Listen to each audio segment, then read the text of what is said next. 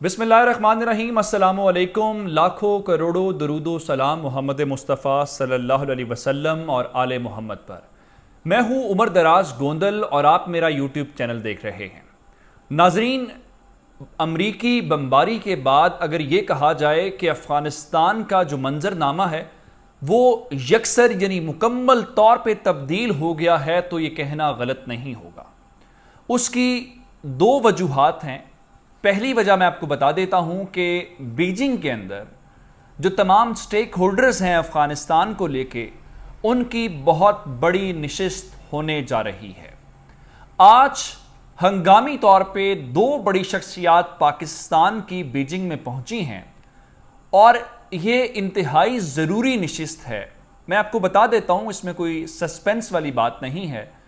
I S I کا کردار افغانستان کو لے کے بہت امپورٹنٹ ہے، اس بارے میں کوئی دوسری رائے ہے ہی نہیں۔ آئی ایس آئی کے سربراہ جو ڈائریکٹر جنرل ہیں لیفٹیننٹ جنرل فیض حمید صاحب، آج وہ بیجنگ پہنچے ہیں، اور اس کے علاوہ جو وینگ یی ہیں چین کے وزیر خارجہ، ان کی دعوت خاص کے اوپر پاکستان کے وزیر خارجہ قریشی صاحب بھی 2 دن کے دورے کے اوپر آج بیجنگ پہنچ گئے ہیں۔ اس دورے کا جو مقصد ہے وہ اس وقت جو ڈپلومیسی کی زبان کے اندر استعمال کیا جا رہا ہے کہ اسٹریٹجک ٹاکس ہیں، یعنی دونوں ممالک کے سیکیورٹی معاملات کو لے کے پاکستان کی وزارت خارجہ نے باقاعدہ اعلامیہ بھی جاری کیا جس میں افغانستان کا باقاعدہ ذکر کیا گیا ہے کہ افغانستان کی صورتحال کو ڈسکس کریں گے۔ ایک وجہ اس بمباری سے پیدا ہونے والی صورتحال ہے اس دورے کی جو ٹاپ پریورٹی ہے۔ دوسری جو نشست ہونی ہے انڈیا کے اندر افغان آرمی چیف نریندر مودی، اجیت دوول، جے شنکر اور امریکی وزیر خارجہ اینٹنی بلنکن کی، ایک وجہ تو وہ ہے۔ دوسری خبر میں نے ہی آپ سے شیئر کی تھی کہ اس وقت بھارت چین کے ساتھ براہ راست بات کرے گا کس مسئلے کو لے کے؟ طالبان کے مسئلے کو لے کے، اور میں نے کہا تھا کہ وہ پاکستان سے بات نہیں کر سکتے۔ اور اس کے ساتھ ایک اور بات آپ کو یاد دلا کے یہ سارے ڈاٹس آپ کے مل جائیں گے کہ طالبان کے کچھ خفیہ مذاکرات اور خفیہ ملاقاتیں ہوئی ہیں چین کے ساتھ۔ اب اس ساری سینیریو کو ذرا آپ ملانے کی کوشش کریں گے تو آپ کو کہانی ملتی ہوئی دکھائی دے گی۔ اس کا دوسرا مقصد یہ ہے کہ جو پاکستان کے اندر این ڈی ایس نے اور را نے کام کیا داسو ڈیم کو لے کے، دشمنوں نے کچھ غلط فہمیاں پیدا کرنے کی کوشش کی۔ آج بھی انڈین میڈیا نے کچھ ایسی تصاویر شیئر کی ہیں کہ آپ حیران رہ جائیں گے، میں اس کے اوپر تفصیل سے بات کرنے والا ہوں۔ اور پھر ایک اور معاملہ کہ طالبان نے کابل کی جانب پیش قدمی شروع کر دی ہے۔ یہ پیش قدمی بڑی امپورٹنٹ ہے اور آپ یوں سمجھیے کہ دوحہ کے اندر جو ہونے والے مذاکرات ہیں وہ ناکام ہو گئے ہیں۔ یہ اس وقت کوئی کہہ نہیں رہا آپ کو، لیکن یہ آپ میرے الفاظ لکھ لیجئے، یہ آپ کو آئندہ آنے والے چند دنوں کے اندر میں یاد دلاؤں گا کہ میں نے یہ الفاظ آپ سے کہے تھے۔ اس ساری صورتحال کو دیکھتے ہوئے جو طالبان ہیں ان کی پیش قدمی کا کیا مطلب ہے اور وہ کیوں اب کابل کی جانب بڑھنا شروع ہو گئے ہیں یہ بھی بتاؤں گا۔ اور پھر جناب جو ایک اور بڑی خبر آپ کے لیے ہوگی اور وہ سرپرائزنگ خبر ہے، وہ سرپرائزنگ خبر یہ ہے کہ اگر تو میں کہتا کہ پاکستان کی گورنمنٹ نے، یا میں آپ سے کہتا کہ چین کی گورنمنٹ نے، یا کسی اور ملک جو جن کو کہا جاتا ہے کہ وہ اشرف غنی ان کے بارے میں اچھا گمان نہیں رکھتے اور وہ اشرف غنی کے بارے میں اچھا گمان نہیں رکھتے، تو آپ کو شاید یہ خبر زیادہ بہتر لگتی۔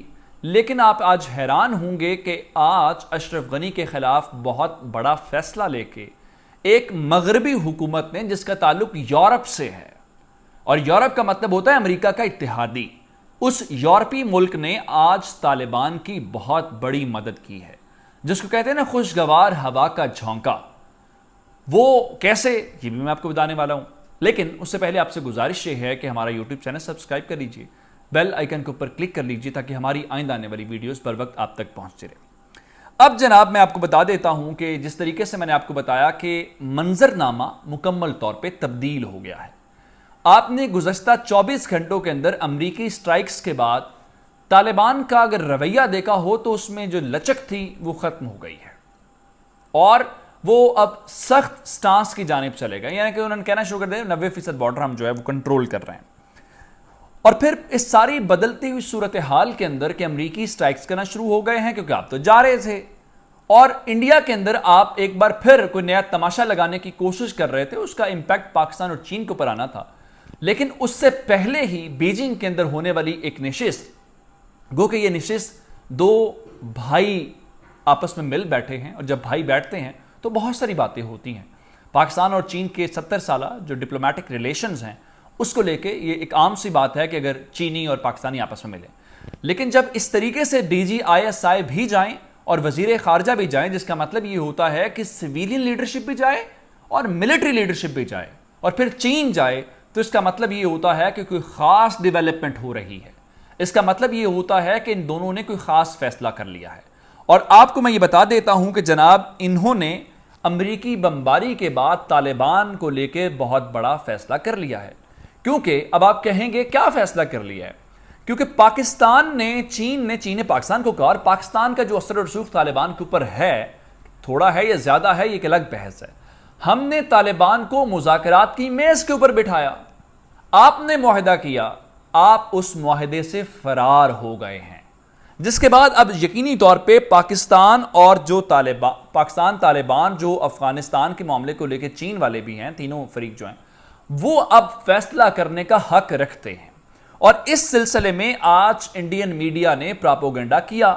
مثلا میں آپ کو بتا دیتا ہوں، انڈیا ٹوڈے اچھا چینل مانا جاتا ہے، ریپبلک ٹی وی کو چھوڑ دیجئے، ان دونوں نے آج چینی انجینئرز کی کچھ تصاویر لوگوں کو دکھائی، جس کے اندر AK-47 انہوں نے جو کلیشن کوف ہے اور جو بندوق ہے وہ اٹھائی ہوئی تھی، جس کا مطلب یہ تھا کہ جناب اب چینی انجینئرز پاکستان کے اندر محفوظ نہیں ہیں۔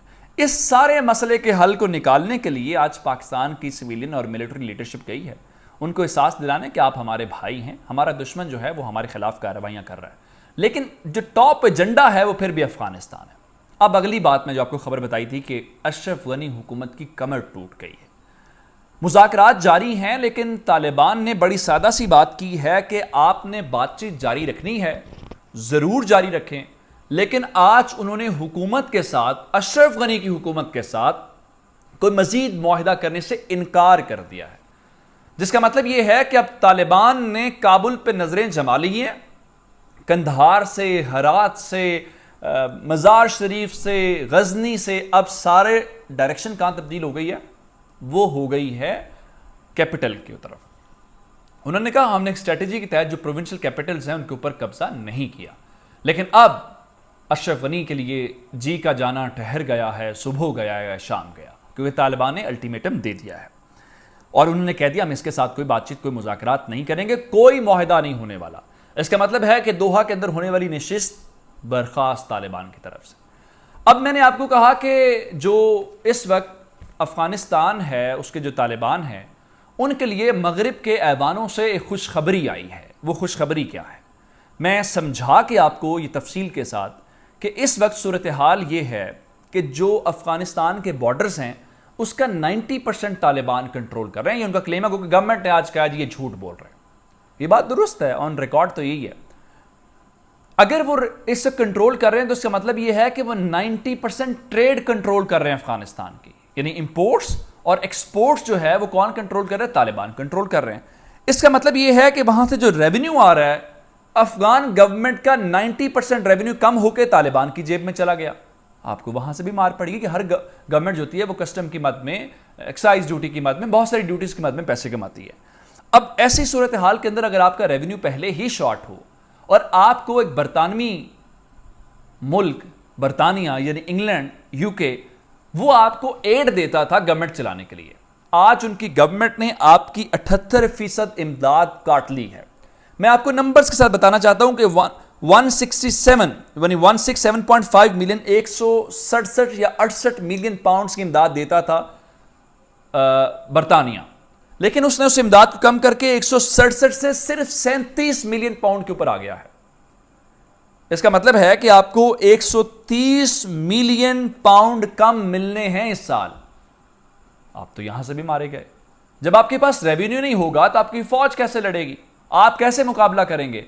یہ وہی بات اگر آپ کو یاد دلاؤں تو جو برطانیہ نے کہا تھا اگر طالبان کی حکومت آئی تو ان کے ساتھ انگیج کرنے میں ہمیں مسئلہ نہیں ہوگا، کیونکہ ویسٹ نے یہ بات کیلکولیٹ کر لی ہے کہ طالبان آ گئے، سو اشرف غنی کی سرپرستی وہاں سے ختم ہو گئی ہے۔ یہ اب تک کی اپڈیٹس تھی۔ مجھے عمر دراز گوندل کو فیس بک، ٹویٹر، انسٹاگرام کے اوپر فالو کر سکتے ہیں۔ میرا یوٹیوب چینل سبسکرائب کیجیے گا۔ آپ کی سماعتوں کا بہت شکریہ۔ خدا حافظ۔